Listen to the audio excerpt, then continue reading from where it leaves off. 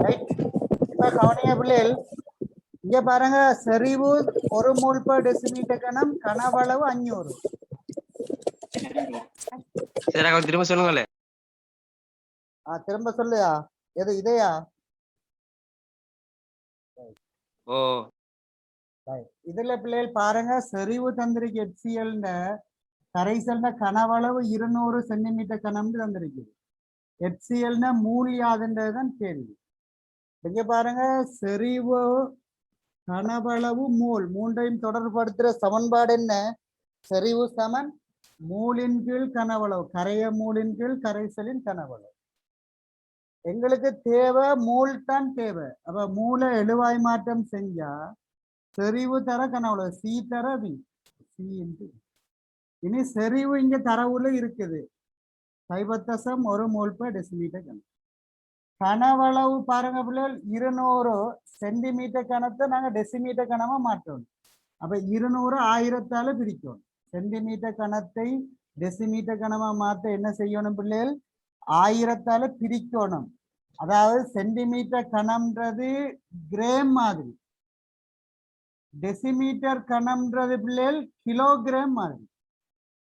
இப்ப 100 கிராம கிலோகிராமா மாத்த என்ன செய்வீங்க? 1000ஆல என்ன செய்வீங்க? பிரிப்பீங்க. அது மாதிரி 200 கிராம கிலோகிராமா மாத்த என்ன செய்யணும்? 1000ஆல பிரிக்கணும். அதுப்ப சென்டிமீட்டர்ல தந்தா கிராம்ல தந்த மாதிரி. அப்ப 200 சென்டிமீட்டர் கணத்தை நீங்க டெசிமீட்டர் கணமா மாத்தினா 200 கிராம கிலோகிராமுக்கு மாத்துற மாதிரி 1000ஆல பிரிக்கணும். 1000ஆல என்ன செய்யணும் பிள்ளைகள்? பிரிக்கணும்.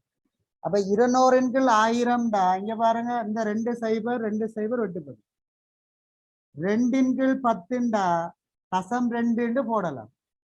அப்ப தசம் 2 தர தசம் 1 வரப்போகுது. 2 முறையில செஞ்சு காட்டுறேன் பாருங்க. அந்த சுருக்கல் விளங்காத பிள்ளை என்ன? அப்ப இங்க கவனியா பிள்ளைகள், இங்க பாருங்க, இதுல டெசிமீட்டர் வெட்டப்பட்ட அலகு மூணுல வரப்போகுது.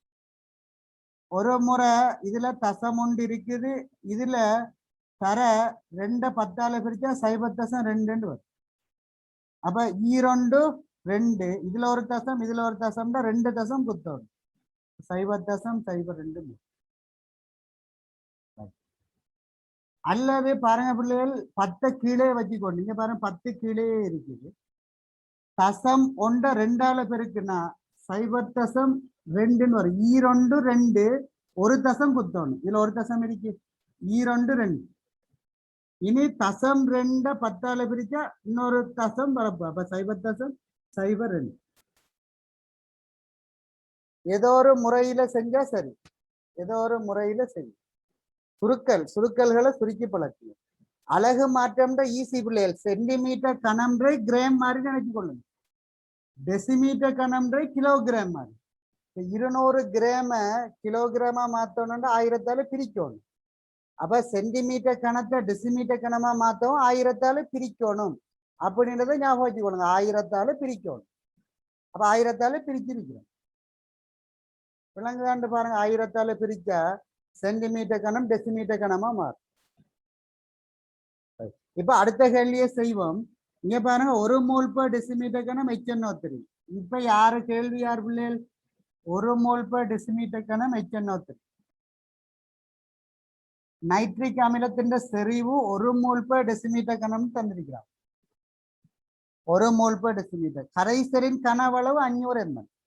அப்ப எங்களுக்கு சமன்பாடு, வளமையான சமன்பாடு பாருங்க, சி சமன் எண்ணின் கீழ் வி. எங்களுக்கு தேவை மூல். செறிவும் கனவளவும் தந்திருக்கிறாங்க. மூல் தான் கேள்வி. அப்ப என் சமன் எழுவாய் மாற்றம் செஞ்சீங்கன்னா என் சமன் சி தர வி. என் சமன் சி தர வி. சரியா? இப்ப இங்க கவனிங்க பிள்ளைகள், சிக்கு பதிலாக இங்க என்ன தந்திருக்குது? 1 மோல் பர் டெசிமீட்டர் கியூப். விக்கு பதிலாக எவ்வளவு கனவளவு தந்திருக்குது பிள்ளைகள்? கரைசலின் கனவளவு 500 மில்லி லிட்டர் தந்திருக்கு. மில்லி லிட்டர் தந்தா அது சென்டிமீட்டர் கணத்துக்கு சமன். அப்ப 500 சென்டிமீட்டர் கணம். அதை டெசிமீட்டர் கணமா மாத்த என்ன செய்யணும்? 1000ஆல பிரிக்கணும். 1000ஆல பிரிக்கணும். 1000ஆல பிரிச்சிங்கண்டா டெசிமீட்டர் கணம்னு வரும். இப்ப கவனிய பிள்ளைகள் டெசிமீட்டர் இதுல மைனஸ் இருக்கு இதுல பிளஸ் இருக்கு. அப்ப ரெண்டும் வெட்டு பெருக்கும் போது இங்க 2 சைபர் இங்க 2 சைபர். பாருங்க ஐயொண்டு 5 5 கீழ் 10 கீழே 10 இருக்க மிச்சம். அப்ப ஐயொண்டு 5 கீழே 10 இது சமன் 0.53.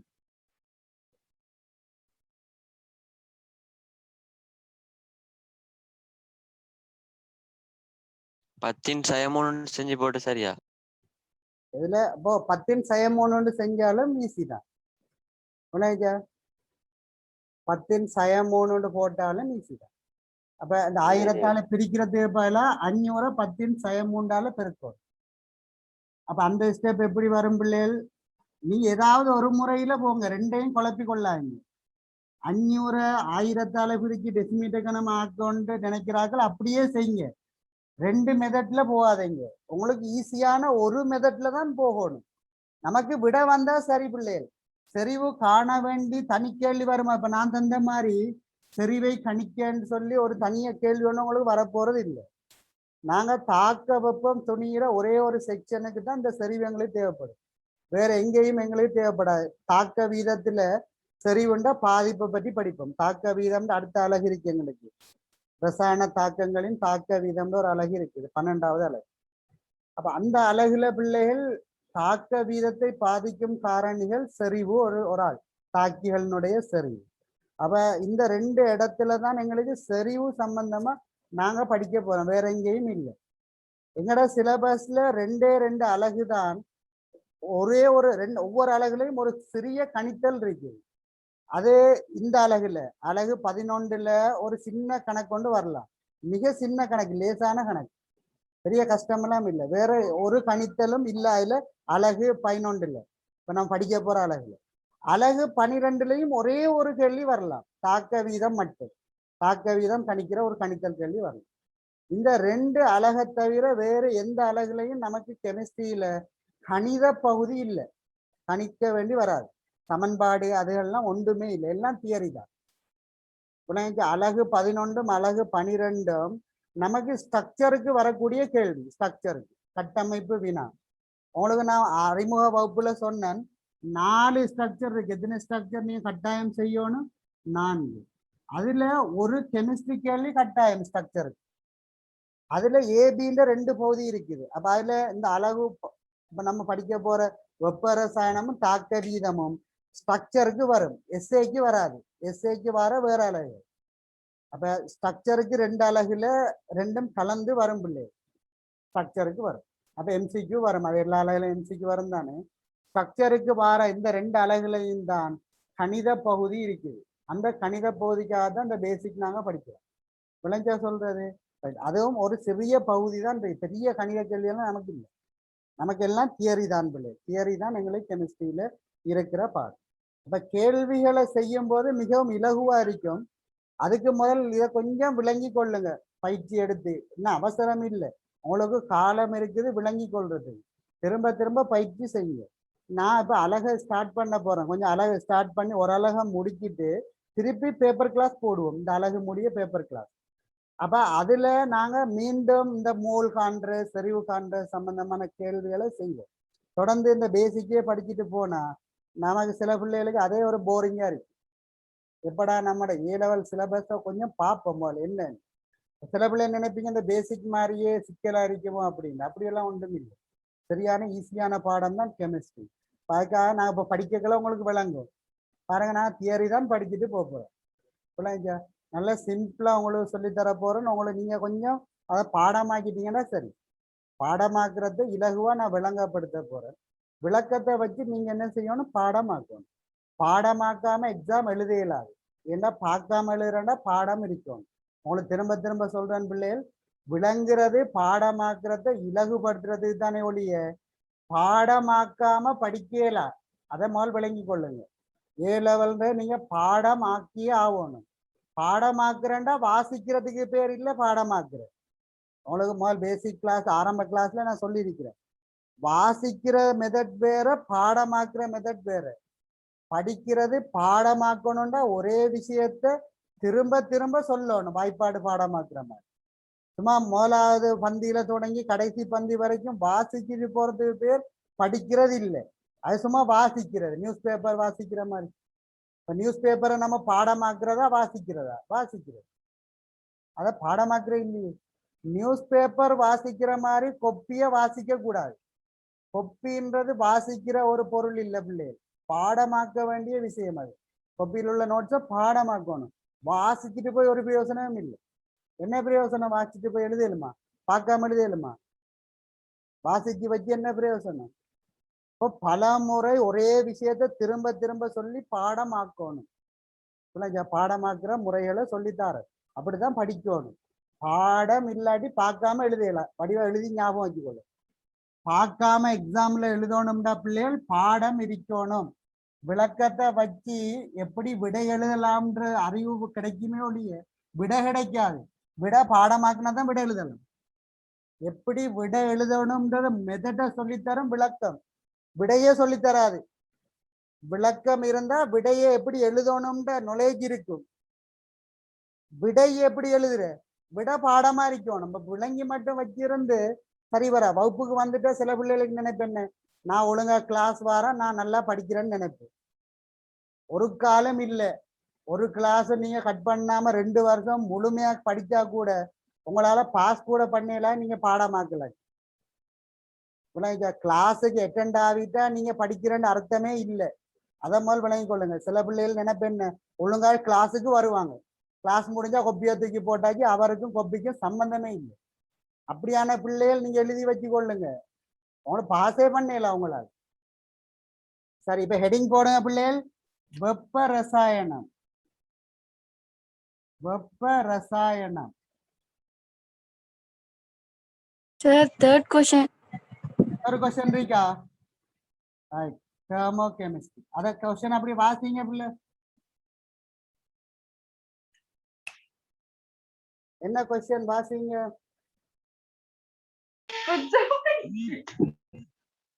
ஒரு ஆள் சொல்லுங்க கொஸ்டின். இன்னொரு கொஸ்டின் இருந்தா. என்ன கிளாஸ்? தெலுங்கு படம் மாதிரி இருக்கு.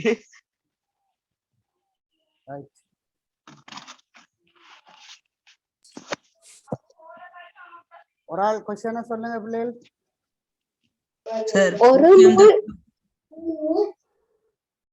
ஒரு ஆள். சரி, எல்லாரும் ஒன்றா சொல்லுவீங்க, மத்த ஆள் சொல்றேன் எல்லாரும் மௌனமா ஆயிட்டீங்க. யாரா ஒரு ஆள் சொல். யார்? நானே சொல்றேன் ஒரு பேரா. ஜிப்னாஸ் சொல்லுங்க. ஜிப்னாஸ் ஜிப்ரி. கேள்விய வாசிங்க. ஜிப்பி. ஜிப்பி. ஜிப்பி கேள்விய வாசிங்க. ஜிப்ரி ஒரு ஆள் கேள்விய வாசிங்க பிள்ளை. ஜிப்ரி. சார், நான் போன கிளாஸ் வரல, கேள்வி நான் கிளியர் எழுதே இல்ல. எழுதல? சரி, எழுதல. வேற யாரா? ஒரு ஆள் சொல்லுங்க. ஜிப்பி சொல்லுங்க. நீங்க சொல்லுங்க. கேள்வி எழுதினா ஒரு ஆள் சொல்லுங்க.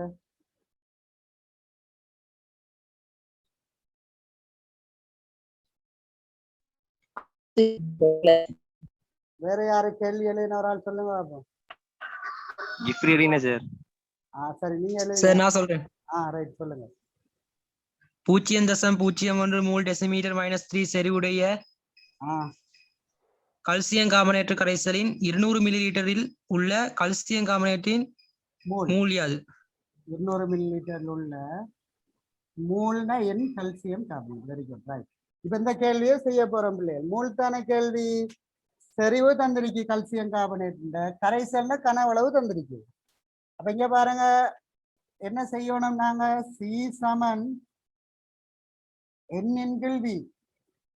சி சமன் என்ன பிள்ளைகள்? செறிவின் கீழ் அதாவது மூலின் கீழ் கனவளவு. செறிவு சமன் கரைய மூலின் கீழ் கரைசலின் கனவளவு. எங்கிட்ட கேள்வி கேட்டிருக்கு, மூல் கேள்வி கேட்டிருக்கு. அப்ப மூலுக்கான சமன்பாடு என்ன? மூல் சமன் செறிவு தர கனவளவு. இனி செறிவு பாருங்க, 0.01 மூல் பெர் டெசிமீட்டர் கனம். கனவளவு 200 மில்லிலிட்டர். அப்ப அதை டெசிமீட்டர் கணத்துக்கு மாத்த 1000ஆல் என்ன செய்யணும்? பிரிக்கும். இனி வளமா மாறிங்க பாருங்க, இந்த 2 சைபர், இந்த 2 சைபர் போகுது பாருங்க பிள்ளைகள். 2ஆல இதை பெருக்குனா 0.02 கீழே 10 இருக்கு. இந்த 10 இருக்கு.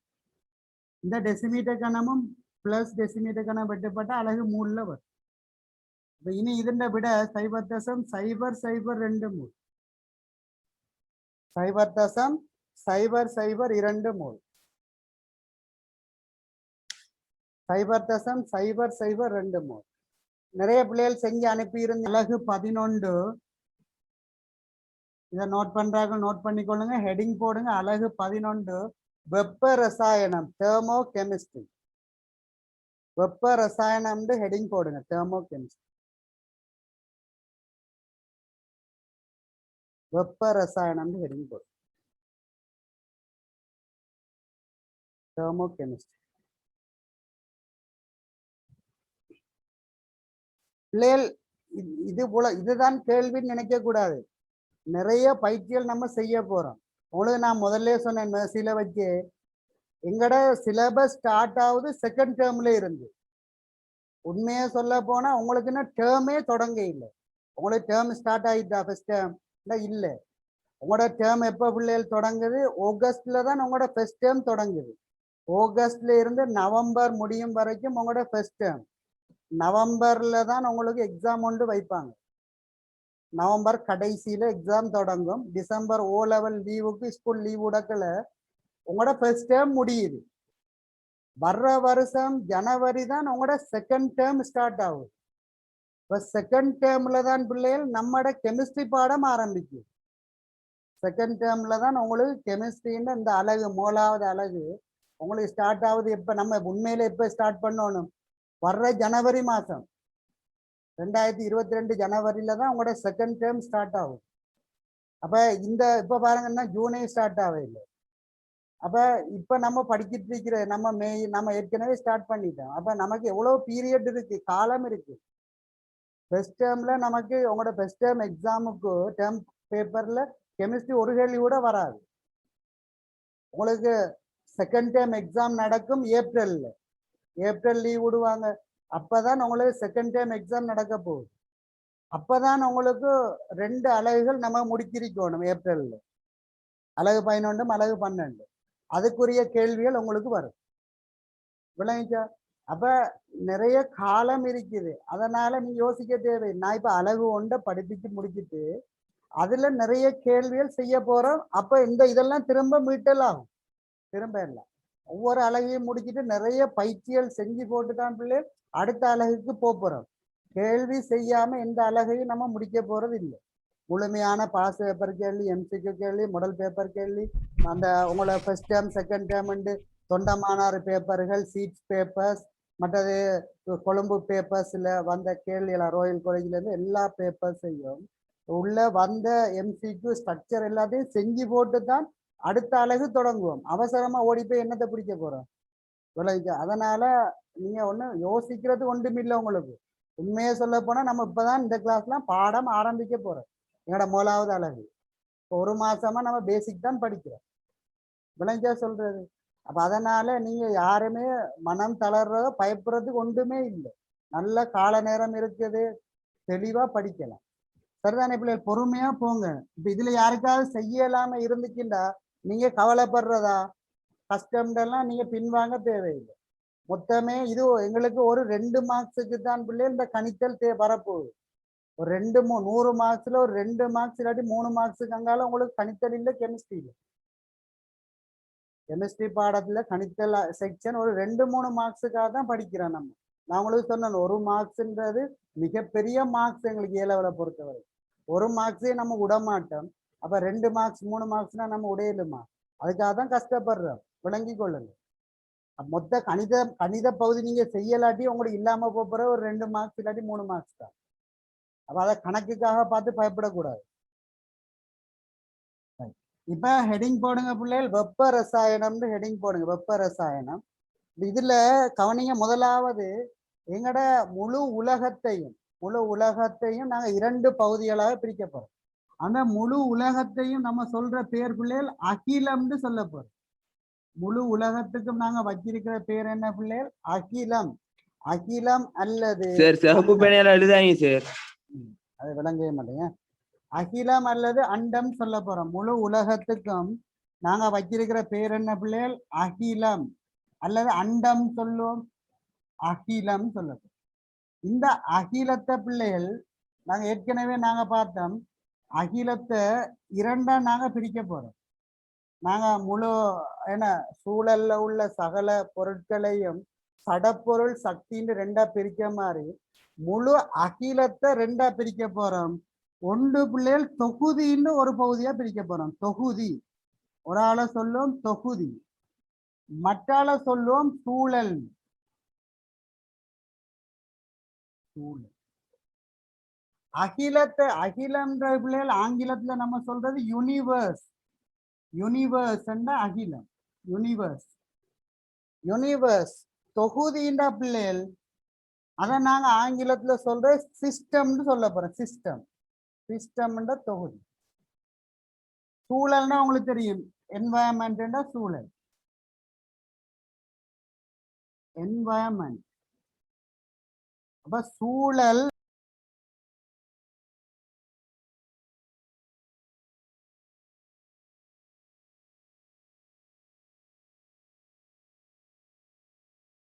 சரிதானே பிள்ளைகள்?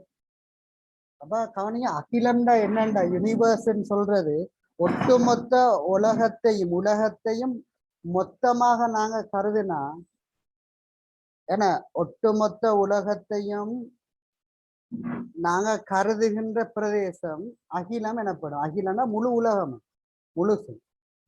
தொகுதின்றது பிள்ளைகள் அந்த அகிலத்துல இருந்து வரட்டும். இல்லை கவனிங்க, தொகுதின்னா என்னன்னு பார்ப்போம். தொகுதி அகிலம்டா முழு உலகத்தையும் அகிலம்னு சொல்லுவோம், சகல பிரதேசத்தையும் அகிலம்னு சொல்லுவோம். தொகுதின்னு சொல்றது என்னண்டா பிள்ளைகள், அந்த அகிலத்துல நாங்க கற்றுக்கொள்வதற்காக, கற்றாய்வதற்காகன்னு சொல்ல போறோம். கற்றுக்கொள்வதற்காக, படிக்கிறதுக்காக, ஆராய்ச்சி செய்வதற்காக, கற்றுக்கொள்வதற்காக அகிலத்திலிருந்து தேர்ந்தெடுக்கின்ற ஒரு பகுதியைத்தான் தொகுதின்னு சொல்ல போறோம். விளையாச்சா? அப்ப கவனிய பிள்ளைகள், அகிலத்தில் இருந்து கற்றுக்கொள்வதற்காக தெரிவு செய்யப்பட்ட சிறிய பகுதி, அதை நாங்க தொகுதின்னு சொல்லுவோம். உதாரணமாக நாங்க ஒரு குளத்தை பத்தி படிக்க போறோம்னு வச்சுக்கொள்வோமே. குளத்துல என்னென்ன உயிரினங்கள் இருக்குது, என்னென்ன தாவரங்கள் இருக்குது, மீனினங்கள் என்ன இருக்குது அப்படின்னு ஒரு குளத்தை படிக்க போறோம். அப்ப முழு உலகத்துல இருந்து நாங்க படிக்கிறதுக்கு தெரிவு செய்த பகுதி எது பிள்ளைகள்? அந்த குளம். அப்ப அந்த குளம் தான் எங்களுடைய தொகுதின்னு நாங்க சொல்ல போறோம். குளத்தை தான் நாங்க என்னன்னு சொல்ல போறோம்? எங்களுடைய தொகுதி. அதே போல ஒரு அமிலத்தை காரத்தோட தாக்கமடைய வைக்க போறோம். அமிலத்தையும் காரத்தையும் தாக்கமடைய வைக்க போறோம். அப்ப அமிலத்தையும் காரத்தையும் தாக்கமடைய வைக்கிறதுக்கு ஒரு கண்ணாடி முகவை ஒன்று எடுப்போம். முகவைன்ற ஒரு பாத்திரம், ஏன்னா தண்ணி ஜோக் மாதிரி இருக்கும். அப்ப ஒரு கண்ணாடி முகவைக்குள்ள அமிலத்தையும் காரத்தையும் சேர்க்க போறோம், கலக்க போறோம். இப்ப எங்களுடைய தொகுதி எது பிள்ளைகள்? எங்களுடைய தொகுதி எது? அந்த கண்ணாடி முகவை. எங்களுடைய தொகுதி எது பிள்ளைகள்? கண்ணாடி முகவை. இப்ப சிங்கராஜ வனத்தை பத்தி நாங்க படிக்க போறோம். சிங்கராஜ வனம், சிங்கராஜ வனத்தை பத்தி நாங்க படிக்க போறோம்டா. முழு உலகத்துல இருந்தும் நாங்க தேர்ந்தெடுத்த பகுதி எது பிள்ளைகள்? சிங்கராஜ வனம். அப்ப அந்த சிங்கராஜ வனம் எங்களுடைய தொகுதியாக மாறி. அப்ப தொகுதி என்றால் என்ன? சிஸ்டம்டா என்ன? முழு உலகத்துல இருந்தும் கற்றுக்கொள்வதற்காக, அதுக்கு என்ன வார்த்தை நாங்க இங்க பாய்க்கிறோம் பிள்ளைகள்? கற்றாய்வதற்காகன்னு சொல்ல போறோம். அப்ப அகிலத்திலிருந்து கற்றாய்வதற்காக தேர்ந்தெடுக்கப்பட்ட பகுதி தொகுதி எனப்படும். மற்றது அப்ப அந்த தொகுதி தவிர அகிலத்தின் ஏனைய பகுதிகளை சூழல்னு சொல்லப்படும். உதாரணமா ஒரு முகவைக்குள்ள நம்ம அமிலகாரத்தை சேர்க்க போறோம்டா, எங்களுடைய தொகுதி எது பிள்ளைகள்? அந்த முகவை. இந்த முகவைக்கு வெளியில் உள்ள எல்லா பகுதியும், அதே முழு உலகமும். ஏன்னா எங்கட உதாரணமா நாங்க மேர்சிக்குள்ள இருக்கிறோம்னு கற்பனை பண்ணுனா, மேர்சிக்குள்ள ஒரு சயின்ஸ் லேபுக்குள்ள ஒரு முகவைக்குள்ள பரிசோதனை செய்ய போறோம். அப்ப எங்கட அந்த முகவை தான் தொகுதி பிள்ளைகள். அப்ப அந்த முகவைக்கு வெளியில அந்த சயின்ஸ் லேபிட சூழல் இருக்கு.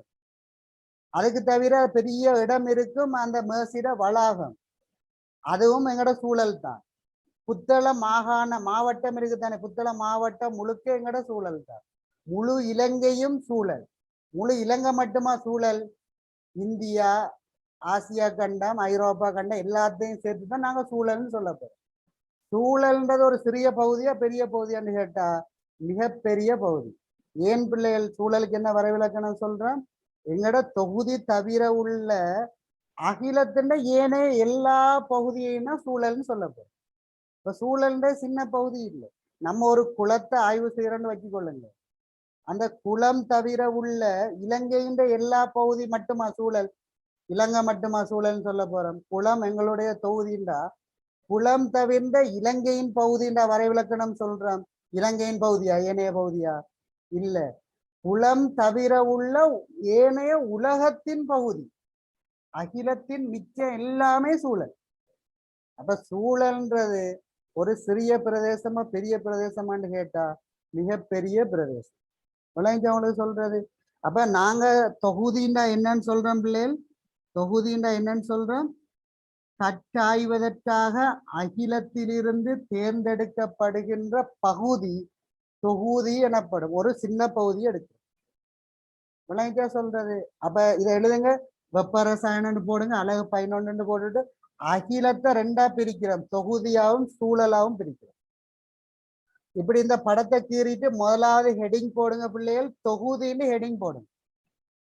இதை கீறி காட்டிட்டு யூனிவர்ஸ், சிஸ்டம், என்வாயன்மெண்ட். தொகுதின்னா என்ன பிள்ளைகள்? என்வாயன்மெண்ட். அப்ப இதை கீறி காட்டி போட்டு போடுங்க, ஹெடிங் போடுங்க, தொகுதின்னு போடுங்க. இந்த படத்தை முதலாவது கீறுங்க. அகிலம், யூனிவர்ஸ், அதை தொகுதியாகவும் சூழலாகவும் 2 பகுதிகளாக பிரிக்கிறோம். தொகுதினா சிஸ்டம், சூழல்னா என்வாயன்மெண்ட். அகிலம்ன்றது யூனிவர்ஸ். எழுதியாச்சு சார். இப்ப என்ன செய்யணும்? விளங்கல? எழுதியாச்சு. எழுதியாச்சா? ரைட். அப்ப முதலாவது ஹெடிங் போடுங்க பிள்ளைகள், தொகுதின்னு போடுங்க, சிஸ்டம்னு போடுங்க, தொகுதின்னு ஹெடிங்க போடுங்க. தொகுதி தொகுதின்னு ஹெடிங் போட்டுட்டு எழுதுங்க பிள்ளைகள். தொகுதிக்குரிய வரைவிலக்கணத்தை எழுதுங்க. தொகுதின்னா யார்? யார தொகுதின்னு சொல்லுங்க.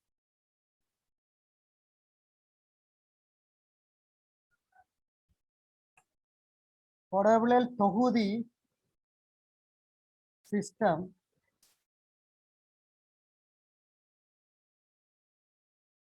தொகுதிக்குரிய வரைவிலக்கணம் போடுங்க. தொகுதிக்குரிய வரைவிலக்கணம் போடுங்க. கட்டாய்வதற்காக கட்டாய்வதற்காக கட்டாய்வதற்காக அகிலத்தில் இருந்து தேர்ந்தெடுக்க, கட்டாய்வதற்காக விளங்க, கற்றுக்கொள்வதற்காக, கட்டாய்வதற்காக. பாருங்க, ஆயிரம் பிக்கிற இல்லை, ஆய்வு செய்கிறது. கட்டாய்வதற்காக. ஏண்டா இந்த வார்த்தை உங்களோட ஆன்சர்ல போடுவாங்க எம்சிக்யூ கேள்வியில. பின்வருவனவற்றுள் எது தொகுதியை சரியாக குறிக்கிறதுன்னு சொல்லி ஒரு 5 கூட்டு தருவாங்க, 5 விட. அப்ப அதுல இதே வார்த்தை பாவிப்பாங்க. அப்ப அந்த வார்த்தையை நம்ம நோட்ஸ்ல எழுதணும். கற்றுக்கொள்வதற்காக எழுதுனா லேசா தான் இருக்கும், கற்றுக்கொள்வதற்காக. அப்புறம் இந்த வார்த்தையை சில நேரம் அவங்களுக்கு விளங்கலாட்டி என்னென்று பிழைச்சி போயிருமல்ல கேள்விக்கு. அப்ப அதனால எழுதுங்க, கட்டாய்வதற்காக கட்டாய்வதற்காக கட்டாய்வதற்காக அகிலத்தில் இருந்து தேர்ந்தெடுக்கப்படும் பகுதி தொகுதி எனப்படும். கட்டாய்வதற்காக அகிலத்திலிருந்து அகிலத்திலிருந்து கட்டாய்வதற்காக அகிலத்திலிருந்து தேர்ந்தெடுக்கப்படும் பகுதி. அகிலத்திலிருந்து தேர்ந்தெடுக்கப்படும் பகுதி.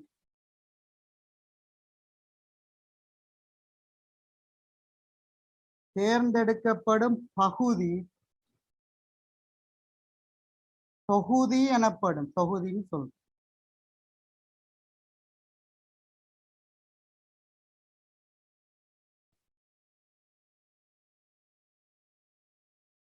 கட்டாய்வதற்காக அகிலத்திலிருந்து தேர்ந்தெடுக்கப்படும் பகுதி தொகுதி எனப்படும்.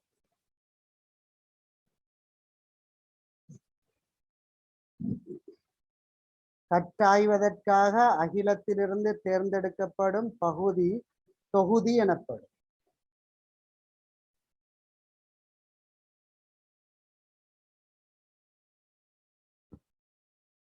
கட்டாய்வதற்காக அகிலத்திலிருந்து தேர்ந்தெடுக்கப்படும் பகுதி தொகுதி எனப்படும்.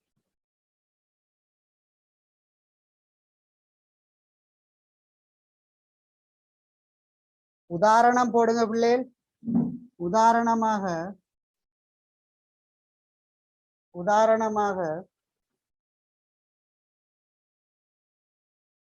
போடுங்க பிள்ளைகள். தொகுதிக்கு உதாரணம் ஒரு குளம். இப்ப குளத்தை பத்தி படிக்க போறோம். அப்ப எங்கட தொகுதி என்ன? குளம். அல்லது சிங்கராஜவனத்தை பத்தி, என்ன கூட எல்லாம் சின்ன வகுப்புல எழுதியிருப்பீங்க, சிங்கராஜவனத்தை பத்தி கட்டுரைகள் எழுதியிருப்பீங்க. அதுக்காக தெரிஞ்ச உதாரணங்களை தாரேன். பேராதனிய பார்க்கணும்னா நமக்கு பூங்கா, அதுவும் தொகுதி தான். அதை பத்தி படிக்க போறோம்னா அது ஒரு தொகுதி. எல்லாமே எதை பத்தி படிக்க போறோமோ அது எங்கட தொகுதியா இருக்கு. ஒரு மனிதனை பத்தி படிக்க போறீங்கன்னா மனிதன் தான் தொகுதியா இருப்பார். இப்ப அகிலத்திலிருந்து யாரை நீங்க கட்டாய்வதற்காக எந்த பகுதியை தெரிவு செய்வீங்களோ அது ஒரு தொகுதி. அப்ப ஒரு குளம், முகவை, ஒரு முகவைக்குள்ள பரிசோதனை செய்ய போறீங்க, முகவை தொகுதி.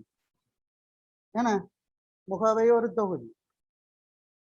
அதே போல ஒரு தேநீர் கப், அது சம்பந்தமா ஆய்வு செய்ய போறீங்க. தேத்தனி ஊற்றி வச்சிருக்கிறீங்க, அது சம்பந்தமா ஏதோ படிக்க போறீங்க. ஏன்னா சில பேர் ஆராய்ச்சியர் தானே தேத்தனியை குடிக்காம டீ ஊற்றி வச்சிருக்கிறீங்க, அதை பத்தி நீங்க ஆய்வு செய்ய போறீங்கன்னா எங்கட தேநீர் கப் அது ஒரு தொகுதி எங்களுக்கு. சரிதானே? அவ சும்மா எதுனாலும் தொகுதி தான். சும்மா ஒரு உதாரணமா எழுதுவோம். தேநீர் கப், தேநீர் கோப்பை, அப்ப அது ஒரு எங்கட தொகுதி. அதை காணும். இனி அடுத்த ஹெடிங் போடுங்க பிள்ளைகள். இந்த உதாரணத்தை போட்டுட்டு அடுத்த ஹெடிங் தேநீர் கோப்பை. கப்புக்கு நான் கோப்பை இல்லைதானே, சும்மா ஒரு உதாரணத்துக்கு. இல்ல தேநீர் கப்புண்டு போட்டு டீ கப்புண்டு எழுதினாலும் பிழை இல்லை. ஆங்கிலத்தால் எழுதுங்க டீ கப்புண்டு.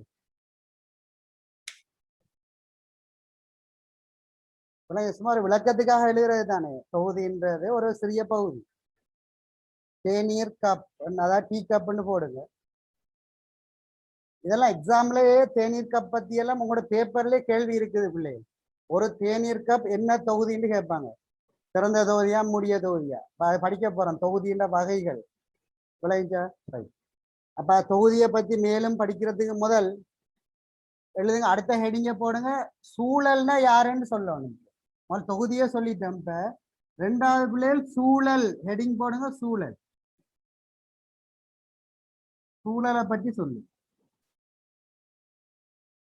நாங்க பரிசோதனைகள் அதைகள் தான் படிக்க போறோம். அப்ப தாக்கங்களை பத்தி படிக்க போறோம். அப்ப தொகுதி தான் எங்களுக்கு தொடருமே ஒழிய சூழல் எல்லாம் தொடராது. சூழலை பத்தி, சூழல்னா என்னன்னு மட்டும் சொல்ல போறோம், அவ்வளவுதான். தொடர்ந்து படிக்க போறோம் தொகுதியை பத்தி. அப்ப ஹெடிங் போடுங்க பிள்ளைகள். ரெண்டாவது ஹெடிங் சூழல்னு போடுங்க. சூழல், என்வாயன்மெண்ட், சூழல்.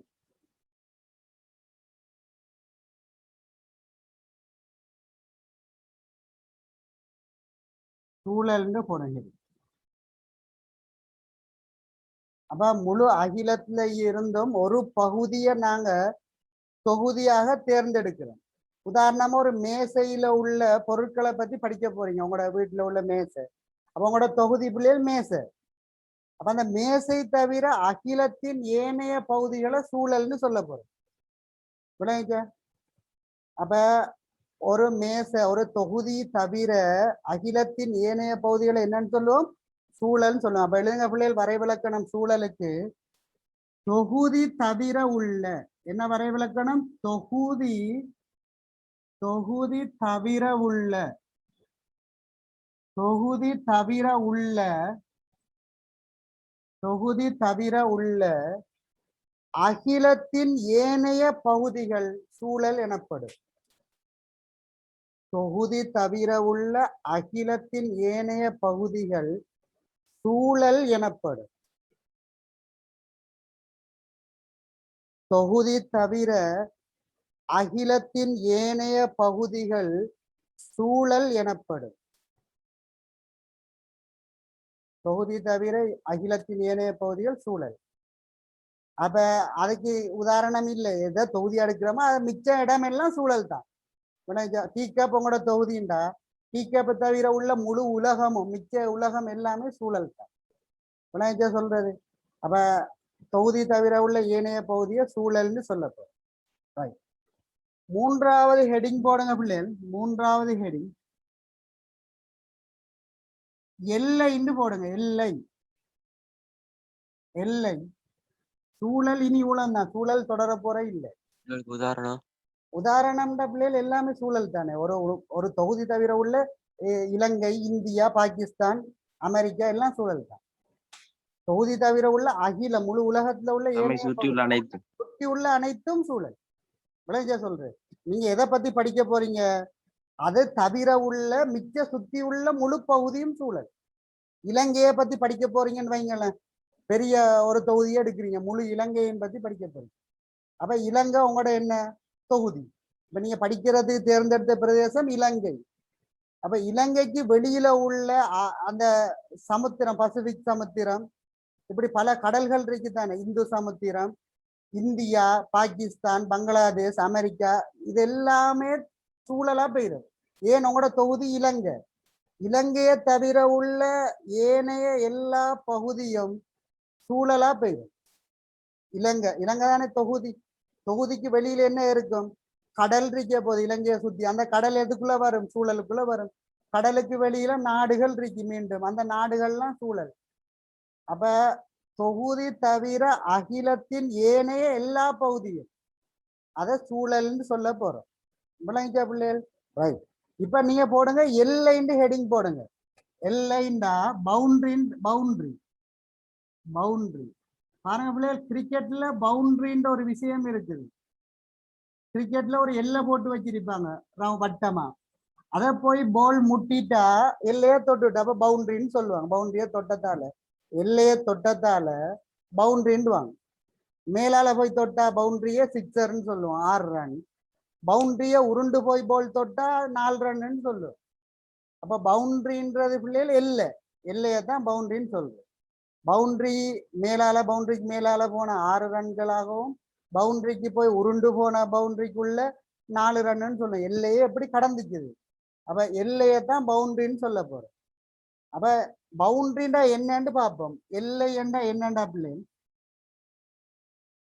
கவனிங்க. ஒரு தொகுதியையும் சூழலையும் பிரிக்கின்ற பகுதியைத்தான் நாங்க எல்லைன்னு சொல்ல போறோம். உதாரணமா இங்க கவனிங்க பிள்ளைகள். ஒரு முகவர் எழுதவா எது தொகுதி எழுதலையா? தொகுதி எழுதவா எதை எல்லை எழுதணுமா? எல்லைன்னா சொல்லலையே. நான் ஹெடிங் போட சொல்றேன். எல்லைக்கு ஹெடிங்கை மட்டும் போடுங்க. இப்ப விளங்கப்படுத்திட்டு எல்லைக்கு வரைவிலக்குன்னு சொல்லுவேன். எல்லைன்னு ஹெடிங்கை மட்டும் போடுங்க. எல்லை பவுண்டரி ஹெடிங்கை போட்டுட்டு இப்ப இங்க கவனிங்க. எல்லைன்னு ஹெடிங்கை போடுங்க பிள்ளைகள். பவுண்டரின்னு ஹெடிங்கை போட்டுட்டு இங்க கவனிங்க. எல்லைன்னா என்னன்னு விளங்கப்படுத்த போறேன். விளங்கிச்சா? அதுக்கப்புறம் நான் நோட் சொல்லுவேன், எழுதுங்கன்னு சொல்லுவேன். இப்ப கவனிங்க பிள்ளைகள். எல்லைன்னா என்னன்னு விளங்கப்படுத்த போறேன். இப்படி ஒரு முகவைக்குள்ள நீங்க அமிலத்தையும் காரத்தையும் எப்படி தாக்கம் அடையுதுன்னு படிக்க போறீங்க. அதுக்காக இதுக்குள்ள HCl அமிலம் இருக்குது, NaOH காரம் இருக்குது. அப்ப எங்கட தொகுதி என்ன பிள்ளைகள்? இந்த HClம் NaOHம் அடங்கிய இந்த முகவை தான் எங்களுடைய தொகுதி. அப்ப இந்த முகவை தான் என்ன பிள்ளைகள்? எங்களுடைய தொகுதி. இது ஒரு கண்ணாடி முகவை. என்ன முகவை பிள்ளைகள்? கண்ணாடி முகவைன்னு வச்சுக்கொள்ளுங்க. கண்ணாடி. கவனிங்க. இந்த முகவைக்கு வெளியில உள்ள இந்த பகுதி என்னன்னு சொல்லுவோம்? வெளியில உள்ள பகுதிகள் எல்லாமே சூழல்னு சொல்லுவோம். இது சூழல். தொகுதிக்கு வெளியில உள்ள எல்லாருமே சூழல். அப்ப இது தொகுதி. தொகுதிக்கு வெளியில உள்ள ஆட்கள் யார் பிள்ளைகள்? சூழல். எல்லைண்டா என்னண்டா தொகுதியையும் சூழலையும் பிரிக்கின்ற பகுதி. அது யார் பிள்ளைகள்? இந்த கண்ணாடி பாத்திரம் தான். கண்ணாடி மேற்பரப்பு இருக்குதானே. இங்க பாருங்க. இந்த கண்ணாடி மேற்பரப்பு தான் யார் ரெண்டு பேரையும் பிரிக்குது? கண்ணாடிக்கு உள்ள நம்ம படிக்க போற தொகுதி இருக்குது, கண்ணாடி மேற்பரப்புக்கு வெளியில யார் இருக்கிறது? சூழல் இருக்கு. அப்ப ரெண்டு பேரையும் எங்கட தொகுதியையும், எங்கட தொகுதின்னு இந்த கரைசல் தானே, இந்த கரைசலையும் சூழலையும், கரைசலுக்கு வெளியில உள்ள சூழலையும் பிரிக்கிற பகுதி என்ன பிள்ளைகள்? இந்த கண்ணாடி. கண்ணாடி பாத்திரம்னா கண்ணாடி பிரிக்க போகுது, உலோக பாத்திரம்னா அந்த உலோக மேற்பரப்பு பிரிக்க போகுது. அப்ப அந்த பிரிக்கின்ற தொகுதியையும் சூழலையும் பிரிக்கின்ற ஒரு பகுதி தான் பிள்ளைகள் எல்லை. இப்ப உதாரணமா இப்படி ஒரு பெரிய குளம் ஒன்றை பத்தி நீங்க படிக்க போறீங்க. அப்ப குளத்துக்கு ஒரு எல்லை இருக்குன்னு தானே பிள்ளைகள்? உழவுதான் குளம்னு இப்படி கீறி காட்டி இருக்கிறேன்னா, அப்ப உங்களோட தொகுதி இந்த கீர்ன உள்பகுதி இதானே தொகுதி. இது தொகுதி. தொகுதிக்கு வெளியில இது சூழல். தொகுதியையும் சூழலையும் பிரிக்கிறது இந்த பகுதி. இதைத்தான் நாங்க எல்லைன்னு சொல்ல போறோம். இப்ப ஒரு நிர்ணயிச்சிருப்போமே, இவ்வளவுதான் குளம், முழு எல்லாத்தையும் குளம்னு சொல்ல மாட்டேன். குளம்னா ஒரு அளவு இருக்கு, இவ்வளவுதான் குளம். அப்ப அதுக்காக நம்ம படிக்க மாட்டோம். இவ்வளவுதான் நம்மளோட தொகுதின்னு பிரிச்சு வச்சிருப்போம், உள்ளதான் நினைப்போம்.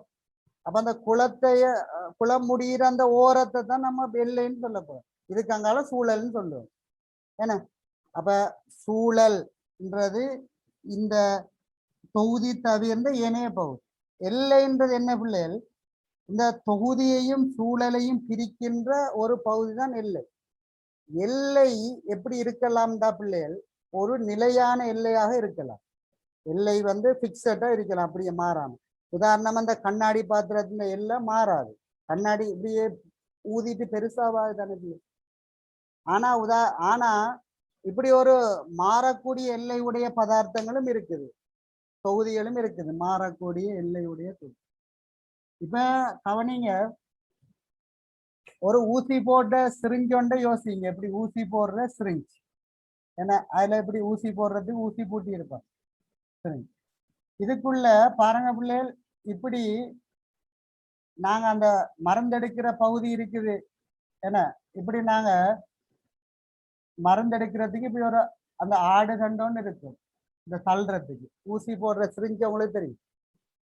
கவனிய பிள்ளைகள், இப்ப நீங்க இதை மூடி வச்சிருக்கிறீங்கன்னு வச்சுக்கொள்ளுங்க. இதை மூடி வச்சிருக்கிறீங்க, இதை அடைச்சிருக்கீங்க. இப்ப இதுக்குள்ள முதல் நல்லா நிறைய வாயுவை எடுத்து போட்டுதான் நீங்க அடக்கி வச்சிருக்கீங்க. இப்ப ஆரம்பத்துல இது எப்படி இருந்துச்சு பிள்ளைகள்? நிறைய வாயு இதுக்குள்ள இருந்துச்சு, இழுத்துட்டு அதுக்கப்புறம் வாயுவை ஃபுல்லா இதுல அடக்கி போட்டு இதை ஃபுல்லா தள்ளி போட்டு இப்ப விடுறீங்க. இப்படி விட்டுருக்கீங்க, இந்த இடத்துல விட்டுருக்கீங்க, இந்த இடத்த மார்க் பண்ணி இப்ப நல்லா அமர்த்தி போட்டு விட்டா இது இப்படியே இருக்குமா நிலையா?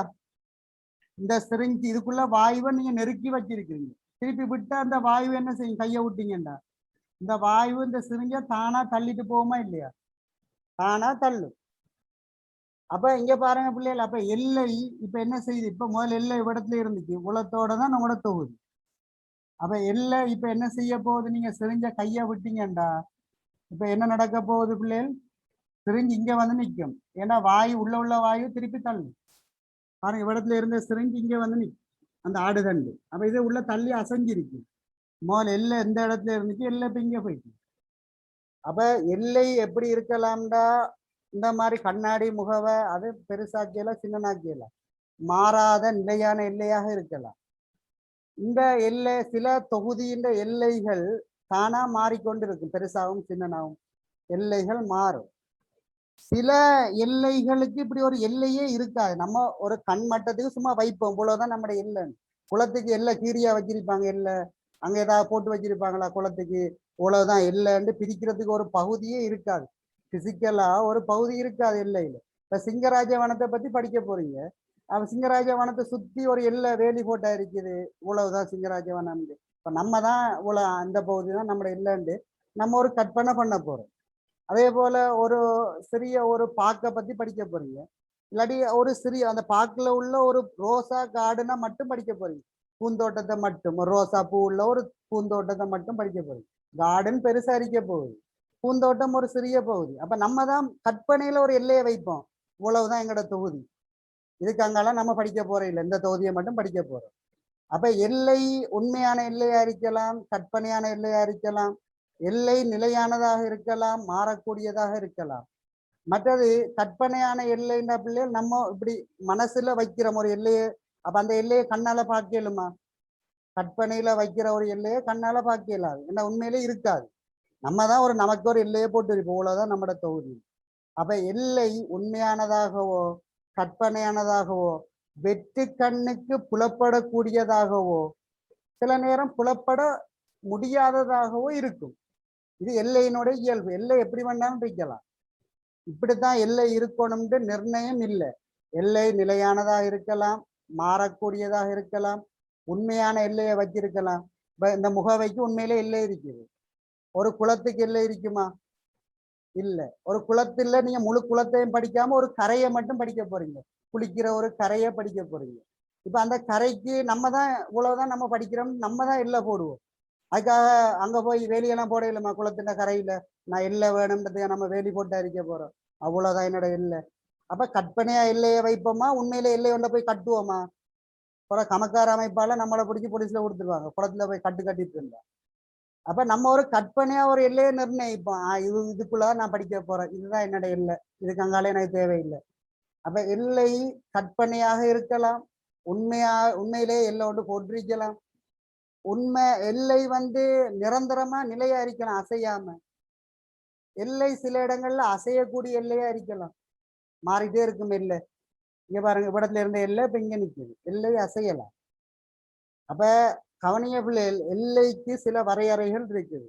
அப்ப அந்த வரையறைகளுக்கு அமைய, ஏன்னா இதெல்லாம் எம்சிக்கு கேள்வி, ஒரு எல்லை எப்படி இருக்கலாம். நான் இப்ப கேள்வி செஞ்சு காட்ட போறேன், இதை நோட்ஸ் எழுதி முடிய கேள்விகள் செஞ்சு காட்ட போறேன். அப்போ உங்களுக்கு முடிவெடுக்கிறதுக்கு ஏற்ற மாதிரி தான் நான் உங்களுக்கு நோட்ஸ் தரேன். இப்போ அங்கே நீங்கள் முடிவெடுக்கணும். அதில் கூட்டு போட்டிருப்பாங்க, ஒரு எல்லை வெற்று கண்ணுக்கு புலப்படக்கூடியதாக கட்டாயமாக வெற்று கண்ணுக்கு புலப்பட வேண்டும் அப்படின்னு ஒரு கூட்டு போட்டிருக்கு. பின்வரும் கூட்டுக்களுள் எது உண்மையானது? ஒரு எல்லை வெற்று கண்ணுக்கு கட்டாயமாக புலப்பட வேண்டும் அப்படி ஒரு கூட்டு தந்தா என்ன முடிவெடுப்பீங்க, உண்மையா பொய்யா? ஒரு எல்லை வெற்றி கண்ணுக்கு கட்டாயம் புலப்படணுமா? என்ன சொல்லுவீங்க? எப்போதும் புலப்பட வேண்டும், எப்போதும் புலப்படணும். ஒரு எல்லை வெற்றி கண்ணுக்கு எப்போதும் புலப்படணும், உண்மையா? பொய்.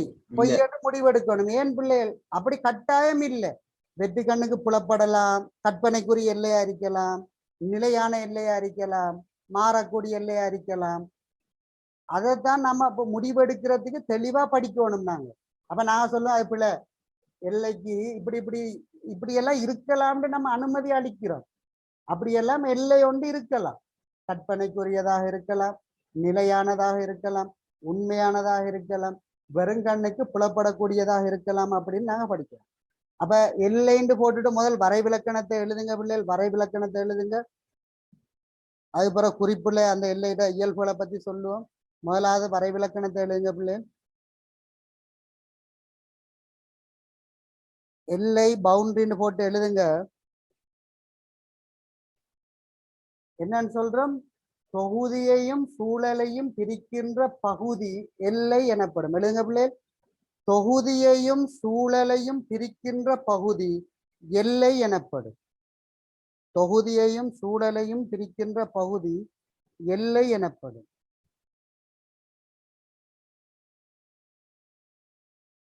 தொகுதியையும் சூழலையும் பிரிக்கின்ற பகுதி எல்லை எனப்படும். தொகுதியையும் சூழலையும் பிரிக்கின்ற பகுதி எல்லை எனப்படும் போடும்.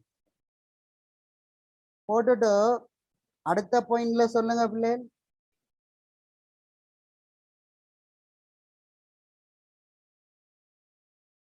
அடுத்த பாயிண்ட்ல சொல்லுங்க. என்னது? எல்லை மாறுபடக்கூடியது. அதுதான் அடுத்த பாயிண்ட்ல சொல்ல போறோம், எல்லை சம்பந்தம். அடுத்த பாயிண்ட்ல சொல்லுங்க பிள்ளைகள். ஒரு எல்லை நிலையானதாகவோ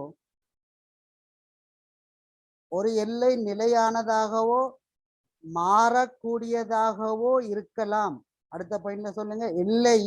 ஒரு எல்லை நிலையானதாகவோ மாறக்கூடியதாகவோ இருக்கலாம்.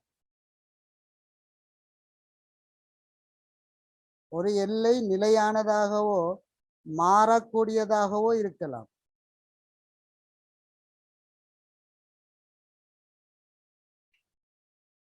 அடுத்த பாயிண்ட்ல சொல்லுங்க. அடுத்த பாயிண்ட்ல சொல்லுங்க. ஒரு தொகுதியின் எல்லை, அடுத்த பாயிண்ட் சொல்லுங்க. ஒரு தொகுதியின் எல்லை உண்மையானதாகவோ, ஒரு தொகுதியின் எல்லை உண்மையானதாகவோ கற்பனைக்குரியதாகவோ இருக்கலாம். ஒரு தொகுதியின் எல்லை உண்மையானதாகவோ கற்பனைக்குரியதாகவோ இருக்கலாம். ஒரு தொகுதியின் எல்லை உண்மையானதாகவோ கற்பனைக்குரியதாகவோ இருக்கலாம். நீங்க கற்பனையில நீங்க எல்லையை நிர்ணயம் செய்யலாம். இவ்வளவு பகுதி தான் என்னோட எல்லைன்னு கற்பனையில் நீங்க நிர்ணயம் செய்யலாம். விளங்கிக்கோ.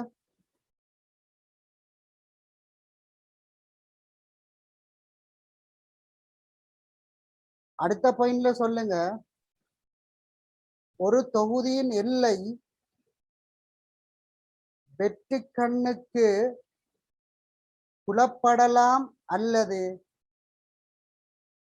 புலப்படாமலும் இருக்கலாம். ஒரு தொகுதியின் எல்லை வெற்று கண்களுக்கு புலப்படலாம் அல்லது புலப்படாமலும் இருக்கலாம்னு போடும். ஒரு தொகுதியின் எல்லை வெற்று கண்களுக்கு புலப்படலாம் அல்லது புலப்படாமலும் இருக்கலாம்.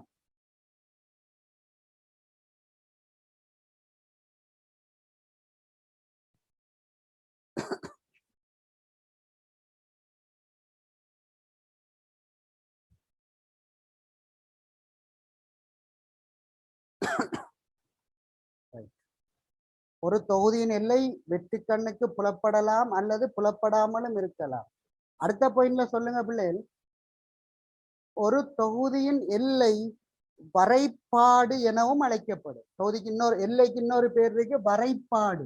வாய்ப்பாடு இல்ல, வரைப்பாடு. வரைப்பாடு எழுதி காட்டுறேன். ஸ்பெல்லிங்க பார்த்து எழுத்துக்களை பார்த்து எழுதுங்க. ஒரு தொகுதியின் எல்லை இன்னொரு தமிழ் வார்த்தை பிள்ளைகள், அது கேள்விப்படாத வார்த்தைன்றதால நம்ம எழுதணும். ஒரு தொகுதியின் எல்லை வரைப்பாடு. வரைப்பாடு வரைபாடுங்களே கூட இப்ப நான் போட்டு எழுதணும்.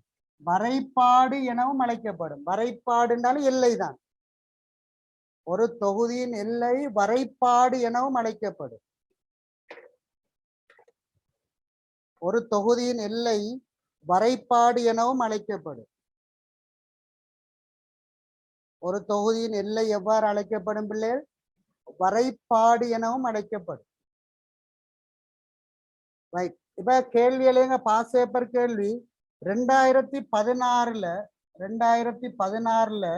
14வது MCQ multiple choice question. 2016 14வது MCQ என்னன்னு பார்ப்போம்.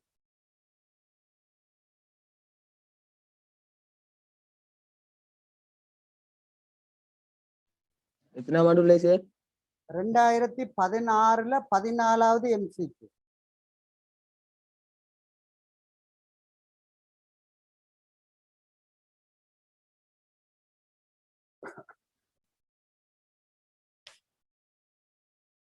உனக்கு 2016 14வது MCQ.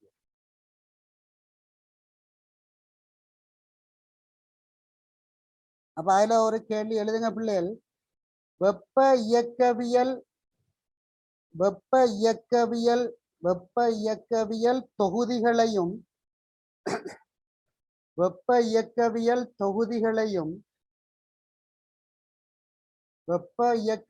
தொகுதிகளையும்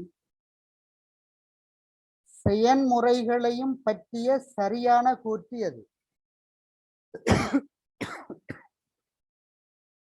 வெப்ப இயக்கவியல் தொகுதிகளையும் செயன்முறைகளையும் பற்றிய சரியான கூற்று எது? வெப்ப இயக்கவியல் தொகுதிகளையும் செயன்முறைகளையும் பற்றிய சரியான கூற்று எது? சரியான கூற்று எதுன்னு கேட்கிறேன். அவனு எவ்வளவு 5 கூட்டு இருக்குது. நம்ம 5 கூட்டுக்கும் நம்ம விட என்ன படிக்க இல்லை. எங்களுக்கு தேவையானதை மட்டும்தான் இதுல பார்க்க போறோம் கேள்வியில். அப்ப முதலாவது கூட்டு எழுதுங்க. பிறகு உங்களுக்கு விளங்கும் அந்த கூட்டு என்னன்னு. எழுதுங்க பிள்ளைகள். முதலாவது கூட்டு எல்லா அறிந்த செயன்முறைகளும் புறவெப்பத்துக்குரியவை. எல்லா அறிந்த செயன்முறைகளும் புறவெப்பத்துக்குரியவை. முதலாவது கூட்டு என்ன பிள்ளைகள்? எல்லா அறிந்த செயன்முறைகளும். அறிந்தன்னா நமக்கு தெரிஞ்ச எல்லா அறிந்த செயன்முறைகளும் இந்த தாக்கங்களும், எல்லா அறிந்த செயன்முறைகளும் புறவெப்பத்துக்குரியன. இது நம்ம என்ன படிக்க இல்லை, புறவெப்பத்துக்குரியன. அழகு தொடங்கி இருக்கிறோம், புறவெப்பத்துக்குரியன. இதுதான் முதலாவது கூட்டு. இந்த கூட்டு பிள்ளைகள் பிழை விளைஞ்ச இந்த கூட்டு பிழை. எல்லா அறிந்த செயல்முறைகளும் புறவெப்பத்துக்குரியன கூட்டு பிழை. தாக்கங்களை நம்ம ரெண்டா பிரிக்கிறோம், அகவெப்ப தாக்கம், புறவெப்ப தாக்கம். அப்ப அகவெப்பம்ன்ற ஒரு தாக்கம் இருக்கிறதால எல்லா தாக்கமும் புறவெப்பம்டா. அப்ப அகவெப்பம்ன்ற ஒண்ணு படிக்க தேவையில்லையா? அப்ப ஏன் படிக்கிறோம் அகவெப்பம்? அப்ப அதனால இந்த கூட்டு பிழை. எல்லா அறிந்த செயல்முறைகளும் புறவெப்பத்துக்குரியனன்ற பிழை. சரி, நம்ம என்ன படிக்கல பிள்ளைகள், நம்ம உங்களுக்கு சொல்றேன், படிக்காமலே விட எழுதலாம். ரெண்டாவது பாருங்க, இது நம்மட படிக்க அளவுல வருது. ஒரு தொகுதியின் வரைபாடு, ஒரு தொகுதியின், ரெண்டாவது எழுதுங்க, ரெண்டாவது விட ஒரு தொகுதியின் வரைபாடு. வரைபாடுன்னா பிள்ளைகள் எல்லை. ஒரு தொகுதியின் வரைபாடு, ஒரு தொகுதியின் வரைபாடு வெறுங்கண்ணுக்கு புலனாக வேண்டும். ஒரு தொகுதியின் வரைபாடு வெறுங்கண்ணுக்கு புலனாக வேண்டும். ஒரு தொகுதியின் வரைபாடு வெறும் கண்ணுக்கு புலனாக வேண்டும். ஒரு தொகுதியின் வரைபாடு வெறும் கண்ணுக்கு புலனாக வேண்டும். புலனாக புலனாக அடுத்து சொல்லுங்க சார். ஒரு தொகுதியின் வரைபாடு வெறுங்கண்ணுக்கு புலனாக வேண்டும். புலனாகண்டா வெறுங்கண்ணுக்கு தெரிய வேண்டும் சொல்றாங்க. வெறுங்கண்ணால பார்க்கக்கூடிய மாதிரி இருக்கணும். புலனாக வேண்டும், புலனாக வேண்டும். ஒரு தொகுதியின் வரைபாடு வெறுங்கண்ணுக்கு புலனாக வேண்டும். இதான் கூட்டு, ரெண்டாவது கூட்டு. இது மட்டும்தான் நம்ம படிக்க கூட்டு. அப்ப ஒரு தொகுதியின் வரைபாடு வெறுங்கண்ணுக்கு புலனாக வேண்டும்ன்றது கட்டாயமா? வெறுங்கண்ணுக்கு புலனாகாத எல்லை இருக்கா இல்லையா? வரைபாடு இருக்கா இல்லையா? இருக்கு. அதனால இதுவும் பிழை. விளங்கிச்சா?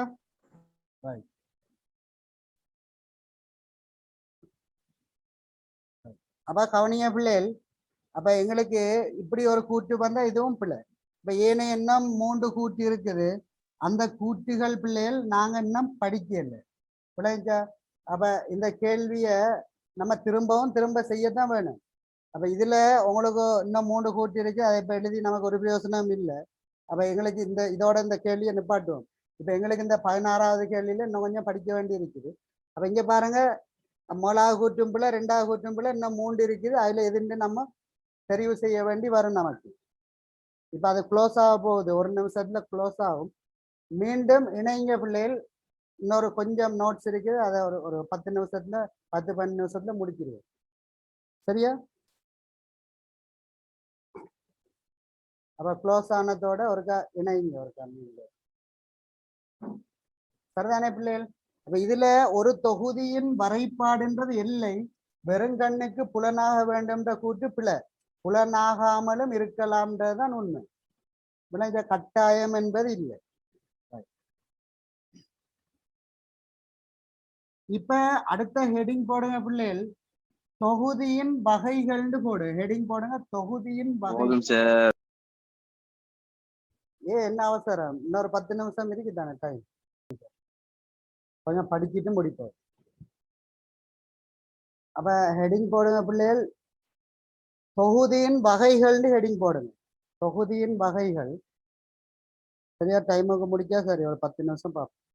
இனி 2-3 தரம் நம்ம போய் வாரத்துக்கே 10-15 நிமிஷம் போயிருது. அதுக்கு அரை மணித்தியாலும் போயிருது. நீங்க இணைகிறது லேட் ஆகுது. படிக்கிற டைம் மிகவும் குறைவா இருக்கு. அப்ப ஹெடிங் போடுங்க பிள்ளைகள், தொகுதியின் வகைகள்னு போடுங்க. தொகுதினா என்னன்னு பார்த்தா, இப்ப தொகுதியின் வகைகள். தொகுதியின் வகைகள். அப்ப ஒரு தொகுதி பிள்ளைகள் 3 வகைப்படும். சார் ஓ, அந்த பாஸ் பேப்பர் கேள்வி தந்தீங்க அது முடிஞ்சுதா? அதுல பிள்ளைகள் நம்மட அந்த படிக்க அளவுக்கு இருக்கிறது ஒரு 2வது கூட்டு மட்டும்தான். அப்ப அந்த கூட்டுக்காக தான் அந்த கேள்வி எழுதியிருக்கிறோம். மிச்ச 3 கூட்டு இன்னும் படிக்க இல்லை. பிள்ளைங்க திருப்பி அந்த கேள்வி இன்னொருக்கா செய்வோம். சரி சரி இப்ப நம்ம அந்த இடத்துல அந்த 2வது சரி. கூட்டு மட்டும்தான் நமக்கு தேவை.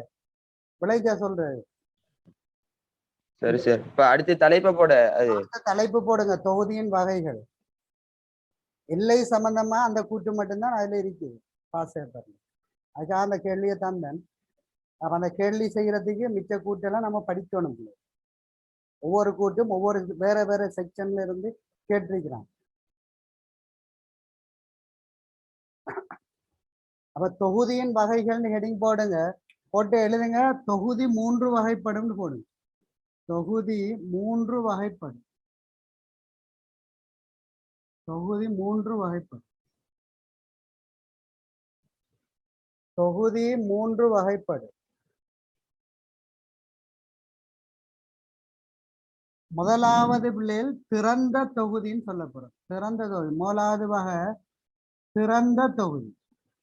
திறந்த தொகுதி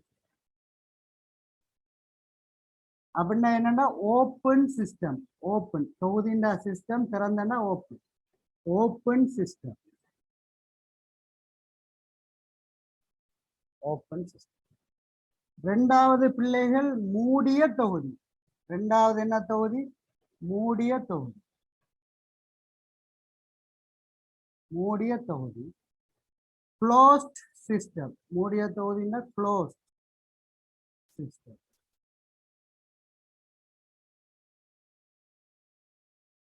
மூன்றாவது தொகுதி கொரோனா தொகுதி. அப்படின்னா என்ன? கொரோனா தொகுதின்னா அப்படி ஒரு தொகுதி இருக்கு. ஓ, கொரோனா தொகுதி. தனிமையாக்கிய தொகுதி. 3வது தொகுதி என்ன பிள்ளைகள்? தனிமையாக்கிய. கொரோனா வந்தா தனிமையாக்குறது தானே. தனிமையாக்கிய தொகுதி. அப்புறம் கொரோனா தொகுதி எழுதி விடுற இல்ல, நிரோதாயன தொகுதி. நிரோதாய என்ன அப்படின்னா என்ன பிள்ளைகள்? இங்க கவனிங்க. ஐசோலேட்டட் தனிமைப்படுத்தி தனிமையாக்கிய தொகுதி. உள்ள யாரும் உள்ள யாரும் போவே இல்லாத, வெளியில இருந்து வரையல. Example of mass. Isolated system. ஐசோலேட்டட்னா தனிமைப்படுத்துறது. நம்மட என்ன இப்ப நடைமுறையில உள்ள சிச்சுவேஷனுக்கு ஏற்ற தொகுதி. தனிமையாக்கிய தொகுதி. அத வரைவிலக்கணம் அப்படித்தான். உள்ள யாரும் போவே இல்லாது, உள்ள இருக்கிறால் வெளியில வரையலாது. அதான் தனிமையாக்கிய தொகுதி. இப்போ உள்ள காலகட்டத்துக்கு ஏற்ற மாதிரி ஒரு தொகுதி தான் தனிமையாக்கிய தொகுதி. தனிமைப்படுத்தல்னா ஐசோலேட் பண்றேன்னு சொல்லுவாங்க. Isolated system. தனிமையாக்கிய தொகுதி. தனிமையாக்கிய தொகுதி. அப்ப தொகுதியை 3ஆ பிரிக்கிறோம். ஒன்று திறந்த தொகுதி ஓப்பன் சிஸ்டம். 2வது மூடிய தொகுதி க்ளோஸ்ட் சிஸ்டம். 3வது தனிமையாக்கிய தொகுதி ஐசோலேட்டட் சிஸ்டம். தனிமையாக்கிய தொகுதி ஐசோலேட்டட் சிஸ்டம். விளங்கிச்சா? முன்ன எழுதுங்க பிள்ளைகள்.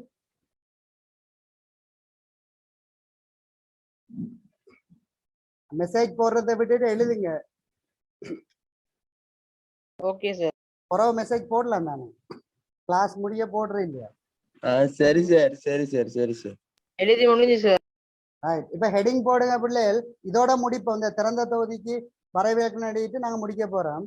அப்ப ஹெடிங் போடுங்க திறந்த தொகுதி ஓப்பன் சிஸ்டம்னா என்னன்னு பார்ப்போம். ஹெடிங் போடுங்க பிள்ளைகள் திறந்த தொகுதி. திறந்த தொகுதின்னா என்னன்னு பார்ப்போம். இந்த பேர்லயே இருக்குது, திறந்து வச்சிருக்கோம். அதுக்காக நம்ம திறந்திருக்கிற தொகுதி திறந்த தொகுதின்னு எழுதிவிட்டு வர இல்லை. அப்படி இல்லைன்னா ஒரு மார்க்ஸும் கிடைக்காது. வரைவிலக்கணம் எழுதுறதுக்கு பாயிண்ட்ஸுகள் கொடுக்கணும். கவனிய பிள்ளைகள் எதுக்கு திறந்திருக்கின்றா? ஒரு தொகுதிக்குள்ள 3 பேர் பிள்ளைகள் உள்ள போகலாம், வெளியில வரலாம். யார் யார் பிள்ளைகள்? 3 பேர். 3 காரணி. அதுல ஒன்று சடப்பொருள். ஒரு தொகுதிக்குள்ள சடப்பொருள்னா உதாரணமா அமில காரத்தை கொண்ட ஒரு முகவைக்குள்ள நம்ம விரும்பின அமிலத்தை சேர்க்கலாம். சில நேரம் தாக்கம் நடக்கும்போது வாயு வெளியில வரலாம். அப்ப சடப்பொருள் தானே வாயு. வாயு வெளியில வர மாதிரி நம்ம திறந்து வச்சிருக்கிறோம். அப்ப சடப்பொருள் உள்ள விரும்பினா உள்ள போகலாம், சடப்பொருள் விரும்பினா வெளியில வரலாம். அப்படியான தொகுதியை திறந்த தொகுதி. அப்ப சடப்பொருளுக்கு மட்டும் இல்லை நம்ம சொல்றோம். இப்ப சக்தியையும் நம்ம ஹீட் பண்ணலாம், சக்தியை உள்ள கொடுக்கலாம், வெப்பத்தின் மூலமாக சக்தியை நம்ம வெப்பப்படுத்தலாம் ஒரு தொகுதிக்கு. சில நேரங்கள்ல தொகுதி தாக்கம் நடக்கும்போது அது சூடாகும், வெப்பத்தை வெளிவிடும். அப்ப அந்த வெப்பம் சூழலுக்கு வெளியில இழக்கப்படலாம். அப்ப சடப்பொருள் உள்ள போறதுக்கு அனுமதிக்கக்கூடிய, சக்தி உள்ள போறதுக்கு வெளியில வர்றதுக்கு அனுமதிக்கக்கூடிய, மற்ற சக்தியை நம்ம இன்னொரு வடிவிலையும் உள்ள அனுப்பலாம், வெளியில எடுக்கலாம். அது என்னென்ன பிள்ளை, வேலை வடிவில் ஒரு தொகுதியின் மீது நம்ம வேலை செய்யலாம். ஏன்னா உதாரணமா தாக்கம் நடக்குது, நம்ம வெளியில இருந்து கலக்கி விடலாம். ஒரு தொகுதிக்குள்ள நம்ம வேலை செய்யறோம், வேலையினூடாக சக்தியை தொகுதிக்கு கொடுக்குறோம். நம்ம கலக்கலாட்டி சில நேரம் தாக்கம் நடக்காது. இப்ப தாக்கம் நடக்கிறதுக்குரிய சக்தியை யார் கொடுத்தது? நம்ம எதன் மூலமாக கொடுத்த? வெப்பப்படுத்தினோமா? இல்லை, வேலை செஞ்சோம் நம்ம தொகுதியின் மீது, நம்ம கலக்கி கொடுக்குறோம். சில நேரம் தொகுதி வேலை செய்யும். உதாரணமா ஒரு சிரிஞ்சிக்குள்ள நம்ம தள்ளி போட்டு விட்டா சிரிஞ்சி அந்த தொகுதியே தள்ளிட்டு வருது. நம்மளா தள்ளுன திரும்ப தொகுதி தள்ளுமா இல்லையா? தள்ளி வெளியில கொண்டு வரும். ஏற்கனவே படம் கீர்னு. அப்ப ஒரு 3 காரணிகளை அடிப்படையாக கொண்டு வரைவிலக்கணம் சொல்ல போறோம். ஒன்று சடப்பொருள், 2வது சக்தி, 3வது வேலை. இது 3ம் ஒரு தொகுதிக்குள்ள உள்ள போகலாம், வெளியில வரலாம் என்று அனுமதிக்கிற தொகுதி. அதை நாங்க திறந்த தொகுதின்னு சொல்லுவோம். 3 பேருக்கும் அலவுட். சடப்பொருள் தொகுதிக்குள்ள போகலாம், விரும்பினா சடப்பொருள் வெளியில வரலாம். சக்தி தொகுதிக்குள்ள போகலாம், விரும்பினா சக்தி வெளியில வரலாம். தொகுதிக்குள்ள நம்ம வேலையை கொடுக்கலாம், அல்லது தொகுதி விரும்பினா வேலை செய்யலாம். இப்ப 3க்கும் அனுமதி அளிக்கின்ற தொகுதி திறந்த தொகுதி. என்னென்னது பிள்ளைகள்? சடப்பொருளுக்கு, சக்திக்கு, வேலைக்கு. இது 3க்கும் உள் செல்ல, உட்செல்ல, வெளிவர அனுமதிக்கின்ற தொகுதியை நம்ம என்னன்னு சொல்லுவோம்? திறந்த தொகுதி. என்னென்னத்துக்கு பிள்ளைகள்? ஒரு தொகுதிக்குள்ள சடப்பொருள், சக்தி, வேலை உட்செல்ல, வெளிவர அனுமதிக்கின்ற தொகுதி. உள்ள போறதுக்கு அனுமதி இருக்குது, வெளியில வாரத்துக்கும் அனுமதி இருந்தா அது திறந்த தொகுதி, ஓப்பன் சிஸ்டம். யார் யாருக்கு அனுமதி கொடுக்க போறோம்? 3 காரணிகளுக்கு. ஒன்று யார் பிள்ளைகள்? சடப்பொருள். சடப்பொருள். 2வது யார் பிள்ளைகள்? சக்தி. சக்தியை இன்னொரு வடிவில் தொகுதிக்குள்ள நம்ம அனுப்பலாம், வெளியில எடுக்கலாம். அது என்ன வடிவம்? வேலை. இந்த சக்தின்னா என்ன, வேலைன்னா என்னன்றெல்லாம் நாங்க படிக்க போறோம். வரைவிலக்கணம் அடுத்த வகுப்புல நாங்க படிப்போம். சக்தின்னா என்ன, வேலைன்னா என்ன, இதெல்லாம் படிப்போம். வெப்பம்னா என்ன, வெப்பநிலைன்னா என்ன, வெப்ப சக்தின்னா என்ன. அது 3ம் ஒன்று இல்லை பிள்ளை. வெப்பம் வேற, வெப்பநிலை வேற, வெப்ப சக்தின்றது வேற. அப்ப என்ன வித்தியாசம்னா நாங்க தனித்தனியா படிக்க போறோம். அப்ப இங்க கவனிங்க பிள்ளைகள். அப்ப திறந்த தொகுதின்னா என்ன பிள்ளைகள்? ஓப்பன் சிஸ்டம்டா. என்ன அர்த்தம்? இவங்க 3 பேரும் சடப்பொருள், சக்தி, வேலை, இவை 3ம் உட்செல்லவோ வெளிவரவோ, உட்செல்லவோ வெளிவரவோ அனுமதிக்கின்ற தொகுதி திறந்த தொகுதி எனப்படும். அவங்களுக்கு போய் வர்றது தடை இல்லாம இருந்தா அது திறந்த தொகுதி. சரிதானே? அப்ப எழுதுங்க பிள்ளைகள், எழுதுங்க. சடப்பொருள், சக்தி, வேலை. சடப்பொருள் கமா சக்தி கமா வேலை. என்ன எழுத போறீங்க? சடப்பொருள், சக்தி, வேலை. சடப்பொருள், சக்தி, வேலை, இவை 3ம் சடப்பொருள், சக்தி, வேலை, இவை 3ம் உட்செல்ல, வெளிவர. உட்செல்ல கமா வெளிவர. சடப்பொருள், சக்தி, வேலை, இவை 3ம் உட்செல்ல கமா வெளிவர அனுமதிக்கின்ற தொகுதி திறந்த தொகுதி எனப்படும். சடப்பொருள், சக்தி கமா வேலை, இவை 3ம் உட்செல்ல, வெளிவர அனுமதிக்கின்ற தொகுதி திறந்த தொகுதி எனப்படும். சடப்பொருள், சக்தி, வேலை, இவை 3ம் உட்செல்ல, வெளிவர அனுமதிக்கின்ற தொகுதி திறந்த தொகுதி எனப்படும். சரிதானே பிள்ளைகள்?